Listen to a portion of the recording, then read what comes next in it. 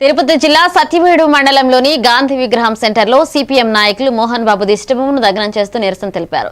CPM మాజీ జిల్లా committee సభ్యులు దేశాండి అరుణాచలం మాట్లాడుతూ ఎస్ఎఫ్ఐ నాయకులపై నమోదు చేసిన కౌంటర్ కేసులను ఎత్తివేయాలని మోహన్ బాబు ఆయన కుమారుడు మంచు విష్ణును తక్షణం అరెస్ట్ చేయాలని డిమాండ్ చేశారు. అక్రమ ఫీజుల వసూళ్లు, కిడ్నాప్ ఘటనలను ఖండిస్తూ యూనివర్సిటీ గుర్తింపును రద్దు చేయాలని ప్రభుత్వాన్ని కోరారు.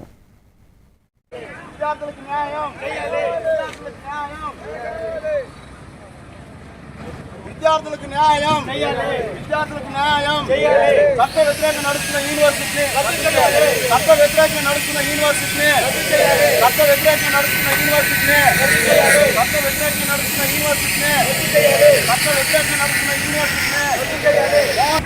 ప్రియమైన మిత్రులారా, ఈరోజు ఈ దిష్టిబొమ్మ కార్యక్రమం చేయడానికి ప్రధానమైన కారణం మన తిరుపతి జిల్లాలో ఉన్న మోహన్ బాబు యూనివర్సిటీలో చట్ట వ్యతిరేకంగా విద్యార్థుల యొక్క తల్లిదండ్రుల దగ్గర దాదాపు 26 కోట్ల రూపాయలు అక్రమంగా వసూలు చేసినట్లు నిజ నిర్ధారణ కమిటీ ద్వారా నిరూపించాలని చెప్పి కోరుతా ఉన్నాం. అట్లా నడిపించలేనైతే ఈ దేశంలో సామాజిక న్యాయం కోసం, అలాగే అభ్యుదయవాదులు, ఇతర సమాజానికి న్యాయం చేయాలనుకున్న మేధావులు ఎవరు కూడా మీ శాస్త్రాలని చూస్తూ ఉండరు.